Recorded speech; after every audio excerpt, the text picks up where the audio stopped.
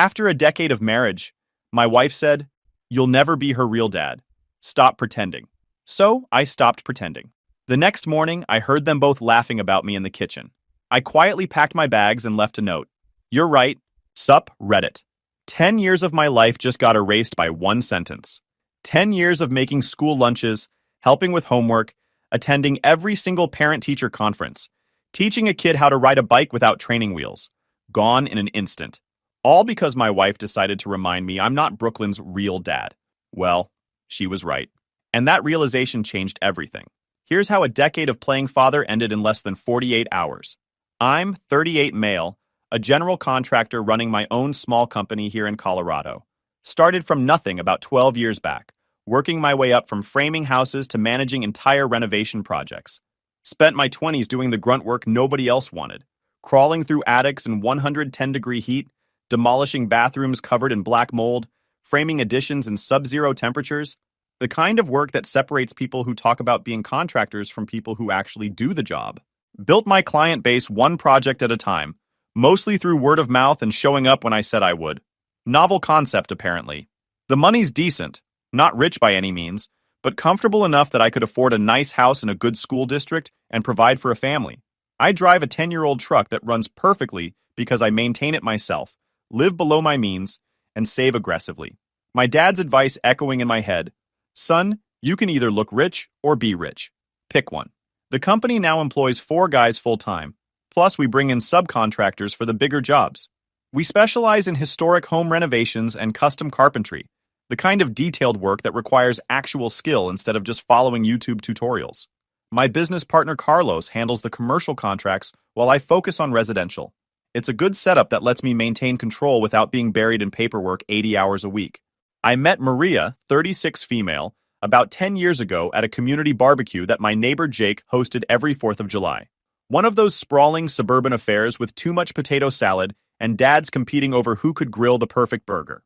Maria was there with her 7-year-old daughter Brooklyn, recently moved into the neighborhood after a divorce. The bio dad was completely out of the picture, like vanished when Brooklyn was barely walking. Maria told me he'd moved to another state for work, sent maybe 3 child support checks total, then just stopped responding to emails, texts, everything. She'd tried tracking him down through the courts for child support enforcement, but he kept moving around, working under-the-table jobs, basically doing everything possible to avoid responsibility. For all practical purposes, he didn't exist in Brooklyn's life. Maria seemed overwhelmed but determined. Single mom working full-time, raising a kid alone, trying to maintain some semblance of normalcy. I respected that. Brooklyn was shy at first, hiding behind her mom's legs, but she warmed up when I started showing her how to skip rocks in Jake's pond. By the end of that barbecue, she was chattering away about her favorite cartoons and asking if I could teach her how to catch frogs. Maria and I started dating casually about a month after that barbecue. Coffee dates that turned into dinner dates, which turned into weekend outings where Brooklyn would tag along. I was careful not to push too hard into the father role. I'd seen guys try to force that dynamic and watched it blow up in their faces. Let it develop naturally. Brooklyn was this bright, energetic kid who loved drawing elaborate fantasy worlds. Dragons, castles, princesses with swords instead of the usual damsel in distress nonsense. She'd fill entire notebooks with these detailed stories and illustrations. I'd sit with her at Maria's kitchen table, asking questions about her characters, helping her spell difficult words, watching her face light up when I remembered details from previous stories. Around year 2, Brooklyn started calling me Dad without anyone pushing it. Just happened one morning when I picked her up for school because Maria had an early meeting. "Bye, Dad!" she yelled, hopping out of my truck. My throat got tight. Maria smiled and said it was sweet, that Brooklyn clearly felt safe with me. We got married when Brooklyn was 8. Small ceremony, just close friends and family. I'd already basically moved into Maria's place by then, but after the wedding, we made it official. A year later, I started the adoption process. Maria was all for it, said it would make us a real family legally. Birth certificate amendment, name change, the whole deal. The judge congratulated us, said it was heartwarming to see a man step up for a child who wasn't biologically his. I took that responsibility seriously. Started a college fund for Brooklyn immediately. Automatic deposits every month into a 529 plan.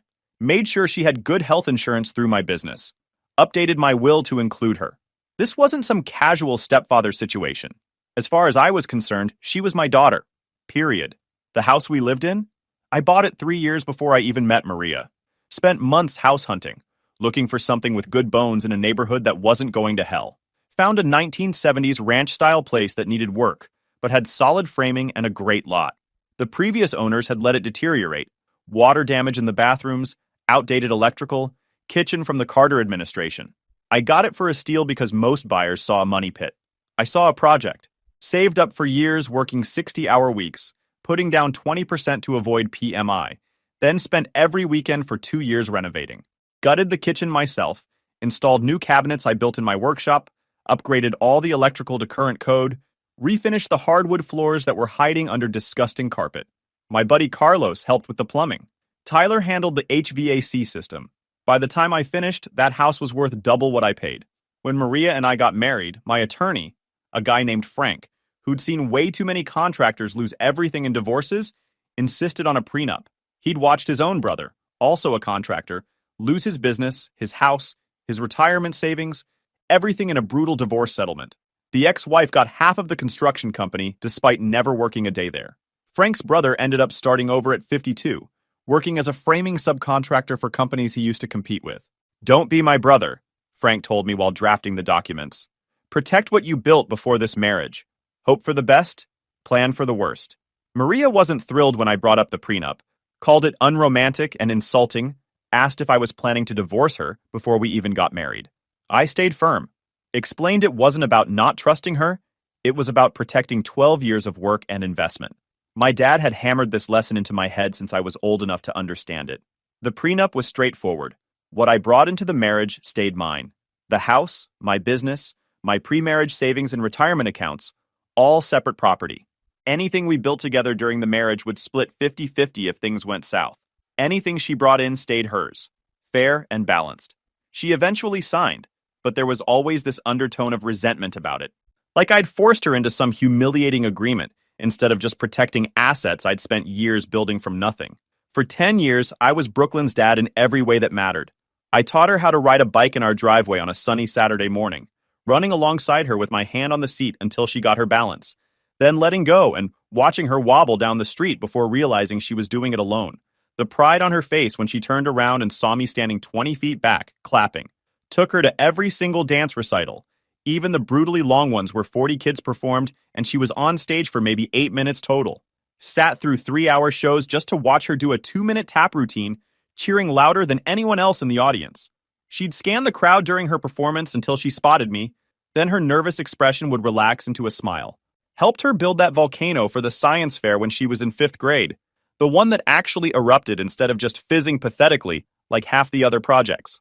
We spent an entire weekend in the garage perfecting the baking soda to vinegar ratio, testing different paint colors for the papier-mâché mountain, adding tiny plastic dinosaurs around the base because Brooklyn insisted it needed environmental context.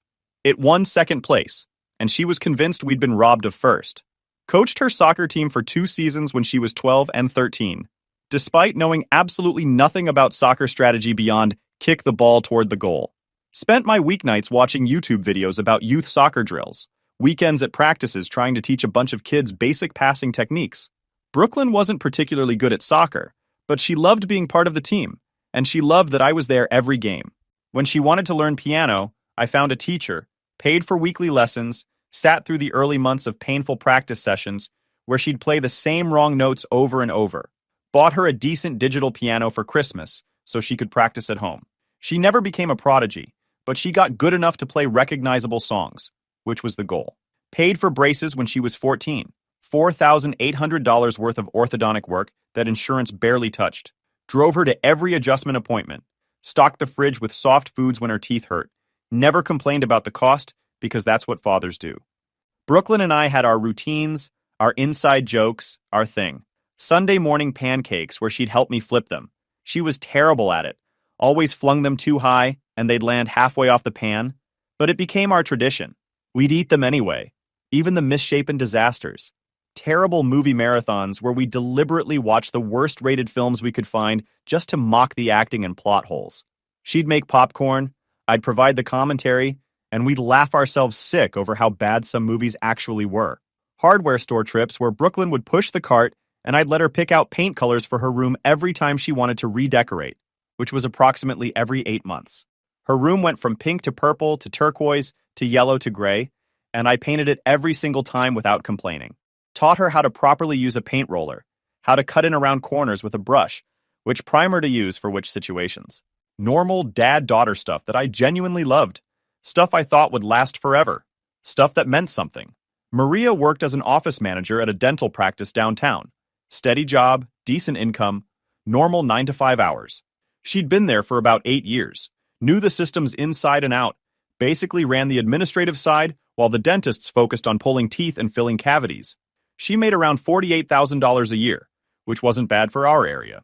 But I'd always been the primary breadwinner by a significant margin.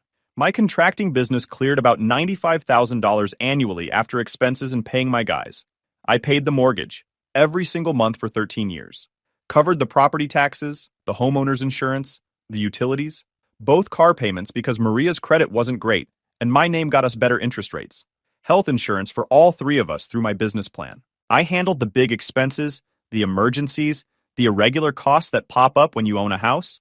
New water heater when the old one died? My money. Roof repairs after that hailstorm? My money. Tree removal when that cottonwood in the backyard started leaning toward the garage? My money. Maria contributed to groceries and her own personal expenses. Clothes, salon visits, the occasional girls' night out with her friends.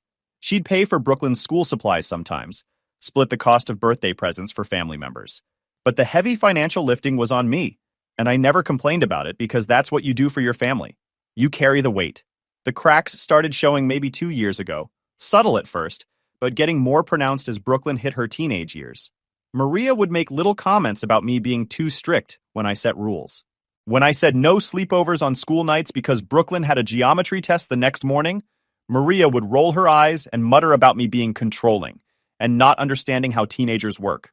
When I required homework to be finished before video games, Maria would undermine me by telling Brooklyn she could take a break and play for an hour first.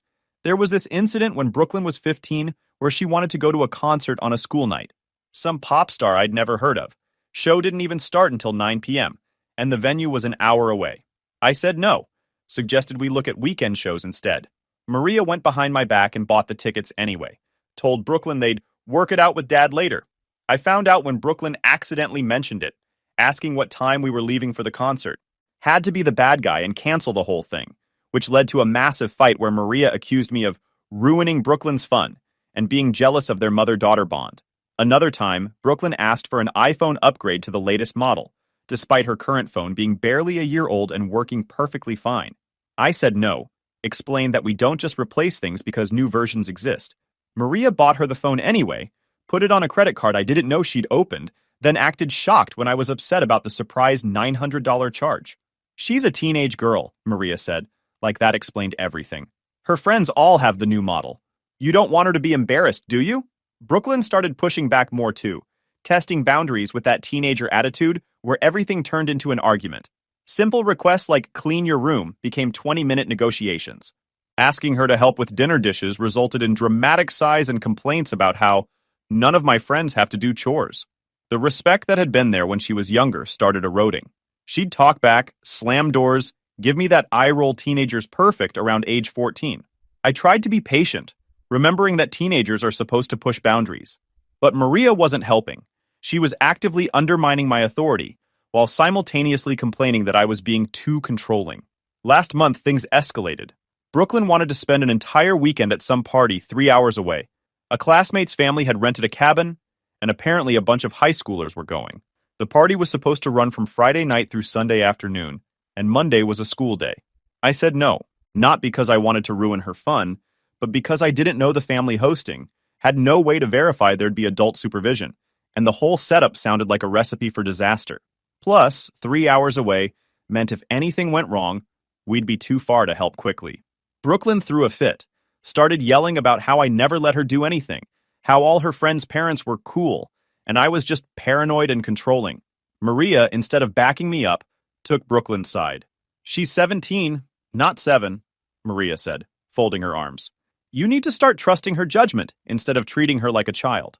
I do trust her, I replied. I don't trust a bunch of unsupervised teenagers 3 hours from home. That's not unreasonable. It's a normal teenage experience. You're being overprotective. We went back and forth, voices getting louder, until Maria finally dropped the bomb that ended everything. She looked me dead in the eye, voice ice cold, and said, "You'll never be her real dad, so quit pretending you have that kind of authority. Stop acting like you get to make these decisions." The kitchen went silent. Brooklyn was standing right there, watching. She didn't defend me, didn't say anything, just looked at her mom with this expression I couldn't quite read. I didn't yell, didn't argue. Something inside me just switched off, like a circuit breaker flipping. The part of me that had been trying so hard for a decade, the part that loved them, believed we were a real family, wanted to build something lasting. It just went dark. I turned and walked out to the garage, where I've got a small workshop set up. Spent the next 3 hours organizing tools, wiping down my workbench, sorting through boxes of nails and screws. The kind of mindless work that lets you process things without having to think too hard. Maria never came to check on me. When I finally went back inside around 11 p.m., she was already in bed. I grabbed a pillow and crashed on the couch. Slept better than I had in months, actually. No tossing and turning, no racing thoughts, just exhausted sleep. The next morning changed everything. I woke up around 7 a.m. to the sound of laughter coming from the kitchen.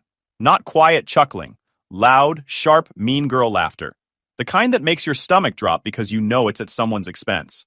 I stayed on the couch for a minute, listening. Then I heard Brooklyn's voice, high-pitched and gleeful. "I can't believe you finally told him to his face. Mom, the look he had, absolutely priceless." More laughter. Then Maria's voice, equally amused. "Well, it's the truth. He needed to hear it. All his rules, all his lectures about responsibility and good decisions. He acts like he has any real authority over you. Right?"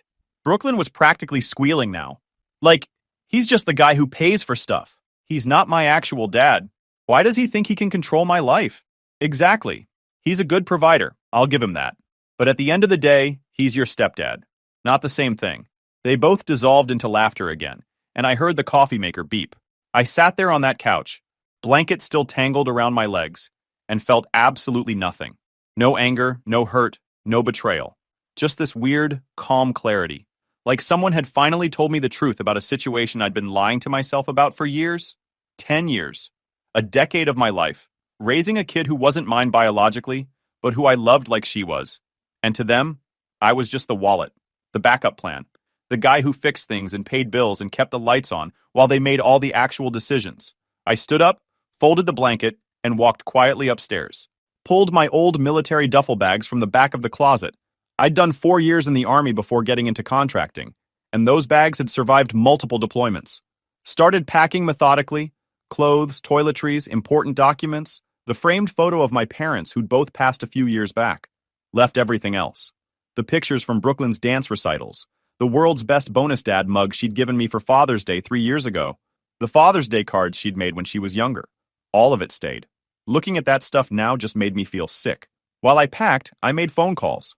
First call, Gerald, the real estate agent I'd worked with when I bought the house. Good guy, straight shooter, did mostly contractor sales. "Gerald, it's me. Need to list the house immediately. How fast can you move?" He was surprised. "Everything okay, man? You've only been in that place for like 13 years. Everything's fine. Just need a change. Can you get paperwork ready today?" "Yeah, I can swing by this afternoon with the listing agreement. You want me to do a market analysis first, or just list it at a competitive price?"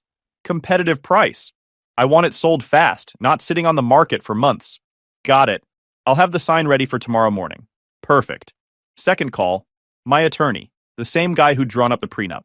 He's handled a bunch of my business contracts over the years, knows my situation. "It's happening," I told him when he picked up. "I need to start divorce proceedings." Long pause. Then, "About time, honestly. I've been waiting for this call." What finally did it? I gave him the short version, the kitchen conversation, the laughing, all of it. "Jesus. Okay, here's what we do. The prenup protects you on the big stuff.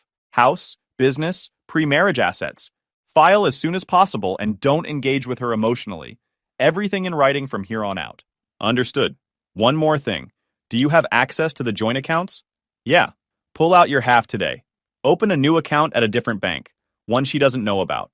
Leave her half in there plus maybe 1 month's worth of bill money, then walk away. Don't touch anything that's clearly hers, but protect what's yours." I spent the next hour doing exactly that. Opened a new checking account at a credit union across town. Transferred my pre-marriage savings and half of our joint account, plus all my business funds. Left the joint account with exactly enough to cover 1 month of utilities and her car payment. After that, she was on her own. Changed my direct deposit information so my paychecks would go to the new account. Updated all my business banking. Methodical, clean, no drama. By the time I finished packing and handling finances, it was almost noon. The house was empty. Maria had left for work, Brooklyn for school. I carried my bags downstairs, loaded them into my truck. Then I went back inside one more time. Found a notepad in the kitchen drawer, the same spot where they'd been laughing about me just hours earlier. Wrote 7 words and left the note right there on the counter. You're right. I'm not her real dad. And you're not my real family.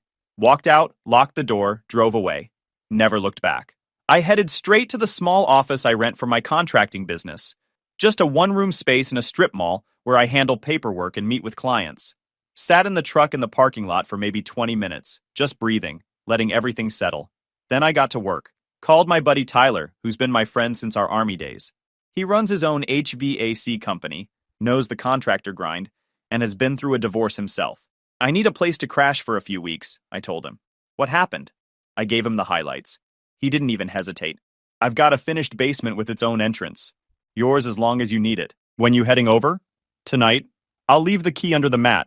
Just make yourself at home, man. That afternoon, I met Gerald at his office and signed the listing agreement. He'd already prepared everything, had professional photos scheduled for the next day, and promised the sign would be in the yard by sunrise. You sure about this? He asked, sliding the paperwork across his desk. This is a great property, lot of equity built up. Never been more sure of anything. He nodded slowly. Your call. Market's hot right now, so I'd expect offers within a week or two. You'll walk away with a nice chunk of change. That's the plan. The first text came around 4 p.m., right when Brooklyn usually got home from school. It was a photo of my note with the caption, "What the hell is this supposed to mean?" I didn't respond. An hour later, Maria started calling. Let it go to voicemail. She left 7 messages in a row, each one escalating. First confusion, then anger, then bargaining, then panic. I listened to exactly none of them. Spent that evening at Tyler's place. He ordered pizza, we watched a game. Didn't talk about the situation much. Just normal guy stuff. His wife Amy came down at one point, gave me a hug, told me I could stay as long as I needed. Good people. The explosion came the next morning. My phone started ringing at 7 a.m. sharp. Maria calling from the house, her voice shrill enough that I had to hold the phone away from my ear. There's a for sale sign in our yard. What did you do? I answered calmly. Morning, Maria. It's not our yard. It's my yard. And I'm selling my house. You can't do this. We live here. This is our home. No, this is my home. You and Brooklyn were living in it. Past tense. You've got 30 to 60 days depending on how fast it sells. I'd start apartment hunting. This is insane. You can't just throw us out on the street. I'm not throwing you anywhere. I'm selling my property. There's a difference. You're an adult with a job. Figure it out. I'm calling my lawyer. You'll regret this. Have your attorney read the prenup, specifically the part about separate property. Save yourself some money. I hung up. Blocked her number. Blocked Brooklyn's number too. Within an hour, Maria's mother Linda was calling. I let it go to voicemail. Her message was a 3-minute rant about me being a heartless monster who was abandoning his family and destroying a child's life. I called back, kept my voice level. Linda, I don't have a family anymore. I have a woman and a teenager who laughed about me being nothing more than an ATM machine. I'm done bankrolling the joke. Don't call again. Hung up. Blocked her too. A week later, I got a thick email from some attorney I'd never heard of. Opened it to find a formal letter demanding that I immediately remove the house from the market, restore Maria's access to marital funds, pay all of her legal fees, compensate her for emotional distress and damage. The whole thing read like a fantasy wish list. My attorney drafted a response that was basically a masterclass in professional destruction. 2 pages of legal citations, highlighted sections of the prenup, and a closing line that made me smile. Any further attempts to claim my client's separate property will be met with immediate sanctions and a countersuit for frivolous litigation. Govern yourself accordingly. The threatening emails stopped after that. The house sold in 8 days. Cash offer, $20,000 over asking price. Closing set for 45 days out. Gerald called me personally to give me the news. Buyers and investor doing renovations. They love the location and the work you've already done. This is going to close fast and clean. Good. Let's get it done. 2 days after the sale went under contract, Brooklyn slid into my Instagram DMs. I'd blocked her number, but apparently forgot about social media. Her message wasn't an apology. It was a demand list. You owe me. The college fund you promised. Keep paying my car note. My phone is on your plan. Don't you dare cancel it. The laptop you bought me for school. Keep paying for my dance classes. I stared at that message for a solid minute, almost impressed by the sheer audacity. This kid really thought she could laugh about me behind my back, then demand I keep funding her lifestyle. I wrote back one line. Brooklyn, I'm not your real dad, remember? Talk to your mom about money. That's what real families do. She responded with a paragraph of insults. Called me petty, vindictive, a fake father, every name in the book. I screenshotted the whole conversation, sent it to Maria with the caption, proud of your parenting, then blocked Brooklyn on every platform I could think of. Through Tyler, who still had mutual friends in the neighborhood, I heard Maria was apartment hunting, but kept touring places way above what she could actually afford. She was apparently shocked that the studios and one-bedrooms in her budget were so small and in bad areas. Reality was finally knocking. The closing happened right on schedule. I signed all the paperwork in my attorney's office, watched the wire transfer go through, and walked out with a check that represented 10 years of mortgage payments and property value appreciation. My attorney also cut a smaller check, Maria's legal share of marital assets, which basically amounted to half of what we'd saved together during the marriage. It was decent money, maybe enough for a down payment on a small condo or a couple years of rent, but it wasn't the jackpot she'd been expecting. The divorce papers went out that same day, attached to her check, delivered by courier. I never had to see her face again. That night, I was in Tyler's basement, still living there while I figured out my next move, when my phone rang from a number I didn't recognize. Against my better judgment, I answered. Hello? It's me. Maria's voice was small, broken, completely different from the Ice Queen who'd been yelling at me 2 weeks ago. I got the check. Is this really it? 10 years over because of one stupid fight? It wasn't one fight, Maria. It was 10 years of you believing I was just a provider, not a real parent. Plus the morning you and Brooklyn laughed about it in the kitchen. The marriage didn't end that day. It just became honest for the first time. She started crying. We're looking at tiny apartments. Brooklyn's going to have to go to community college instead of the university she wanted. You've ruined our lives. No, you ruined your own safety net. I was that safety net for a decade, and you lit it on fire. Goodbye, Maria. I hung up. Blocked that number too. About a month after the divorce papers were served, I got a strange phone call. A rough, weathered voice asking if I was the guy who'd been married to Maria. Who's asking? Name's Trevor. I'm Brooklyn's biological father. That got my attention. What do you want? Maria tracked me down, told me some wild story about you being abusive and throwing them into the street for no reason. I wanted to hear your side before I got involved. I agreed to meet him. Public place, daytime, with Tyler sitting at the next booth, just in case things went sideways. Trevor turned out to be a long-haul trucker, probably mid-40s, with the kind of weathered face that comes from years on the road. Straightforward guy, didn't waste time with small talk. I was a piece of garbage, Dad, he said right off the bat. I own that. Bailed when Brooklyn was barely walking, sent maybe 3 child support checks total, then just vanished. I'm not here to make excuses or try to be her father now. I just want to know what really happened. I laid it all out. Showed him the screenshots of Brooklyn's messages, told him about the kitchen conversation, explained the whole timeline. He listened without interrupting, shaking his head the whole time. When I finished, he leaned back and sighed. I was a deadbeat, but at least I never pretended to be anything else. What they did to you after you raised my kid for 10 years, put a roof over their heads, paid for everything, that's low. That's really low. Appreciate you hearing me out instead of just believing her version? Maria's always been good at playing the victim. I remember that from when we were together. She'd start fights, then cry to her friends about how mean I was. He took a sip of his coffee. I'm gonna reach out to Brooklyn, not to be her dad or anything, but maybe to set her straight about what actually happened here. Kid needs to understand actions have consequences. We shook hands and went our separate ways. Seemed like a decent enough guy who'd made mistakes and owned them. More than I could say for Maria. About a week later, Trevor called me again. Well, that went about as well as expected, he said with a bitter laugh. Brooklyn screamed at me, called me a deadbeat and a fake father, told me to get lost and never contact her again. So I guess we've both been replaced by the fantasy version of a dad that only exists in her head. Sorry, man. Don't be. You tried for 10 years. I tried for 10 minutes. At least you can say you actually gave it an honest shot. Maria's final desperate play came about 2 months post-divorce. She apparently tried to sabotage my business by calling my biggest client, a property management company that keeps me busy with regular renovation work, and leaving a hysterical voicemail.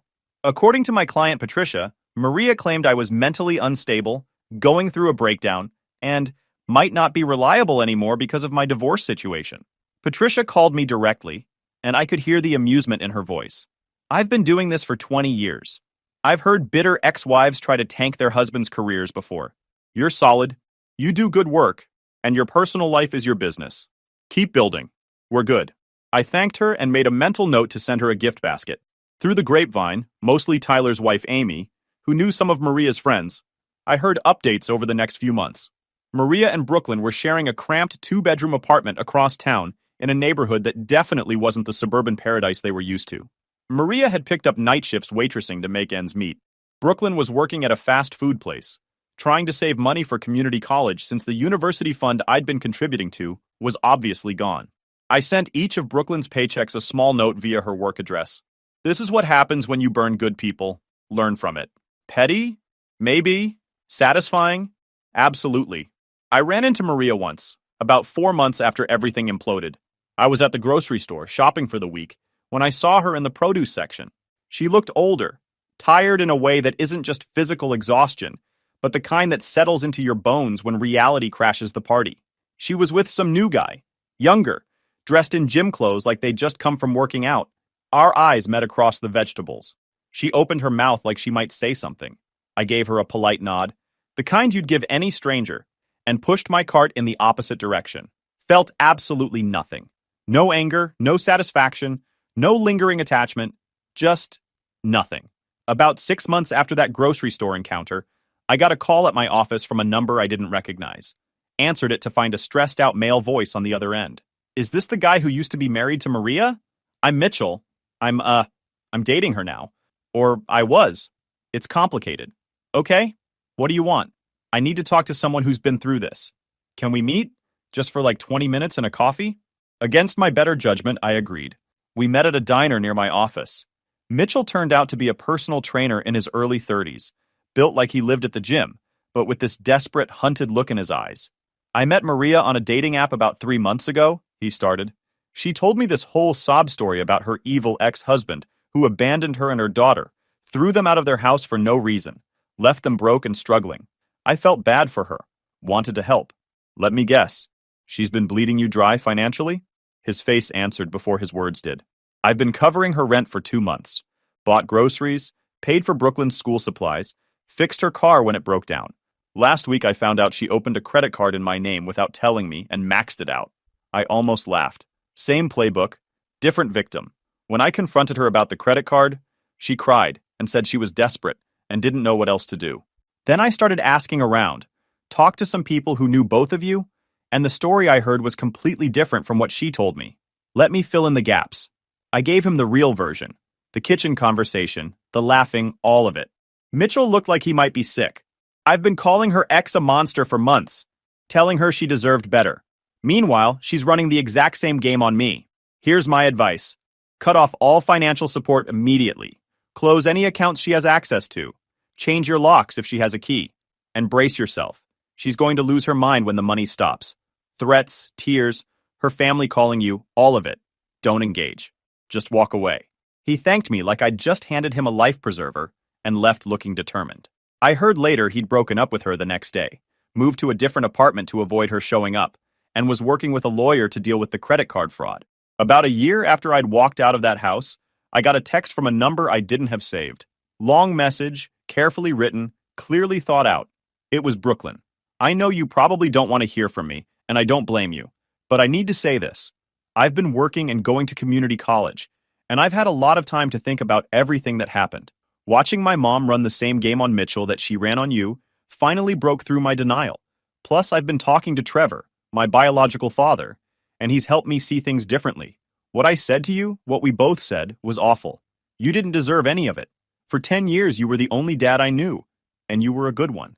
I threw that away because I was selfish and stupid, and believed my mom's version of reality instead of seeing the truth. I'm sorry. I know that doesn't fix anything, but I needed you to know I finally understand what I did. I stared at that message for a long time. Thought about the 7-year-old kid who used to run to the door when I came home from work, excited to show me her latest drawing. The girl who'd fallen asleep on my shoulder during long car rides. The teenager I'd taught to drive, even though she'd nearly taken out my mailbox 3 times. I wrote back, I appreciate you reaching out and taking accountability. That took courage. I genuinely wish you the best, Brooklyn. I hope you build a good life for yourself. That was enough. I didn't need a relationship with her. Didn't need to be her dad again. But I could acknowledge her apology and move forward. She never responded, and I never reached out again. Some chapters close cleanly. If you enjoyed this video, please hit that subscribe button. It really helps the channel and help us bring you more and better stories. Thanks.